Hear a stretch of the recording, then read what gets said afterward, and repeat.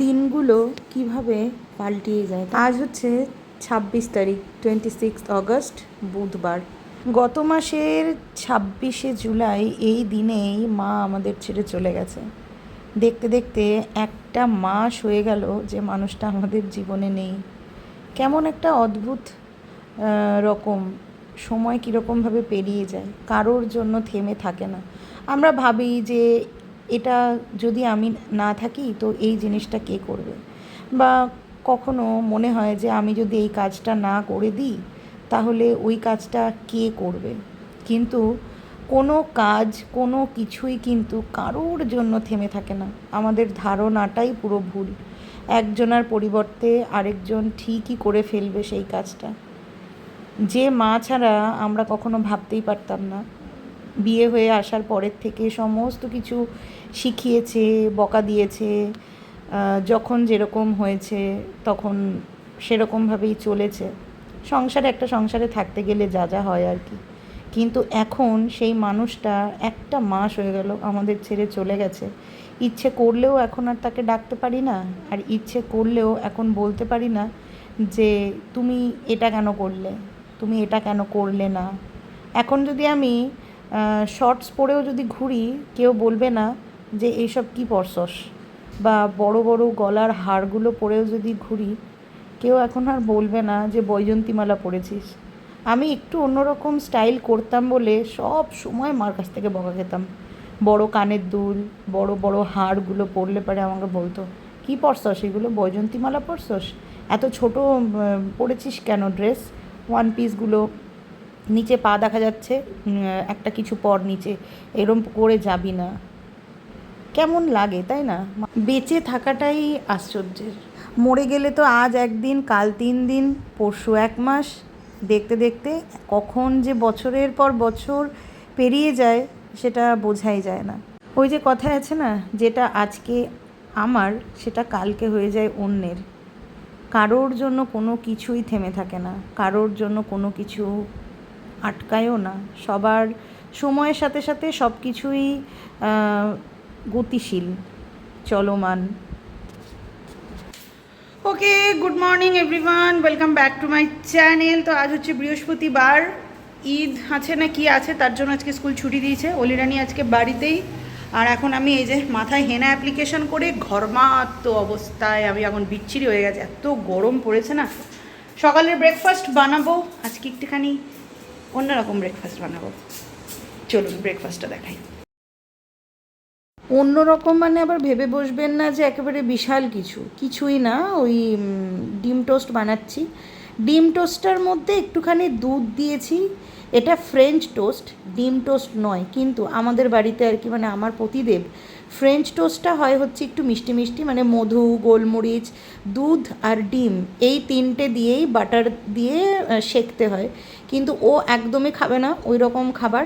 তো সেই আমাকে পেঁয়াজ কুচোতেই হবে। তো ওই কারণে আমাদের ইচ্ছে ছিল ফ্রেঞ্চ টোস্ট খাওয়ার, কিন্তু স্যাক্রিফাইস জলাঞ্জলি দিয়েছি, ফ্রেঞ্চ টোস্ট এখন ডিম টোস্টেই পরিণত হয়েছে।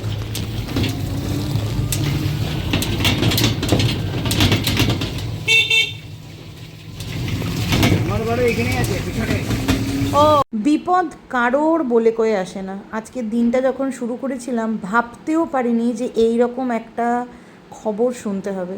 আপনাদেরকে বলেছিলাম যে কৌশিকের মা কাকিমা কয়েকদিন ধরেই হসপিটালে ভর্তি, ব্লাড ক্যান্সার ধরা পড়েছে।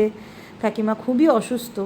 তো মাঝে খুবই খারাপ অবস্থা হয়ে গেছিলো। তো সব হসপিটাল থেকে মোটামুটি জবাব দিয়েছিল, কিন্তু কি মানে ভেবেছিলাম যে না 1-2 মাস হাতে সময় আছে, কিন্তু 7 দিনের মাথাতেই যে এত বড় একটা বিপদ ঘনিয়ে আসবে ওদের জীবনে, সত্যিই ভাবতে পারিনি। গত 26 জুলাই আমার জীবনে একটা বিশাল বড় বিপদ হয়েছিল। আর 26 আগস্ট, একটা মাসের মধ্যে আজকে কাকিমা সকালবেলা 7:30টার সময় মারা গেছে। তো খবরটা যখন পেয়েছি আর তখনই আর কি স্নান টান করে পুজো দিয়ে আমি ছুটেছি, কারণ আমাদের 1 বছর আর কি যেতে নেই শ্রাদ্ধ বাড়িতে, তারপরে কোনো অনুষ্ঠান বাড়ি যাওয়া যাবে না, মানে শ্রাদ্ধ বাড়িটা তো একদমই, মরা বাড়ি একদমই নাকচ করে দিয়েছে ব্রাহ্মণ। তো সেই কারণে ভাবলাম যে বডি আসার আগে একটুখানি দেখা করে আসি। আর গোপালটাকেও আনার ছিল, কারণ ও দিতে পারবে না এই কটা দিন গোপালকে, তো সেই কারণে আমি গোপালটাকেও নিয়ে এলাম, তার সাথে ওকে একটু দেখেও এলাম। যখন বডি নিয়ে আসবে তখন হয়তো আমি যেতে পারবো না অলি রানীকে একা বাড়িতে রেখে দিয়ে, তো ওই কারণেই আর কি মিস্টার দাস যাবে তখন, তো আমি এখন একটু দেখা করে এলাম।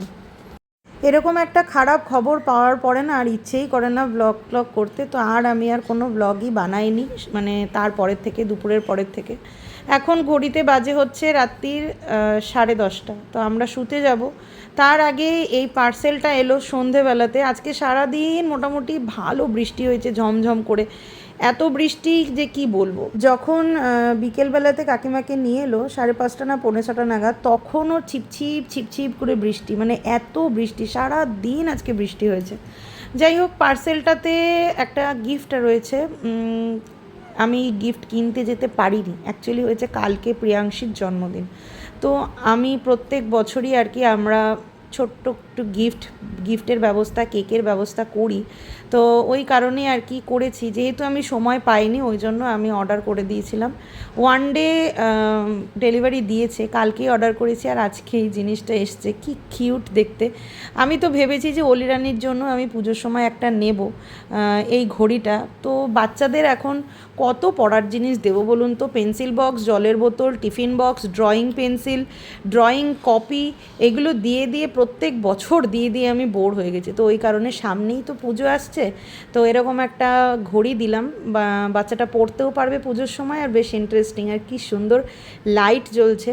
তো দেখতে ঠিকই আছে, ভালোই হয়েছে। আমি প্রথমে ভেবেছিলাম কি পুরো বক্সটা ধরে দিয়ে দেবো, কিন্তু না, আনবক্সিং না করলে পরে যদি কিছু প্রবলেম হয়, তারপরে ভাঙা টাঙা যদি আসে, তখন সেক্ষেত্রে প্রবলেম হয়ে যাবে। তো ওই কারণেই আনবক্সিং করলাম অলি রানীকে দিয়েই। আর অলি রানীর খুব পছন্দ হয়েছে, কারণ পিঙ্ক কালার অলি রানীর পছন্দের, ইউনিকর্ন অলি রানীর পছন্দের। তো ওকে আমি বলেছি ওই কারণে যে আমিও তোকে দেবো, কিন্তু এখন নয়, হাফ ইয়ারলি পরীক্ষাটা হয়ে যাক, রেজাল্ট দেখবো, তারপরে দেবো। কালারটা কিন্তু দারুণ, আর এই লাইট জ্বলার ব্যাপারটা কিন্তু বেশ ইউনিক লেগেছে।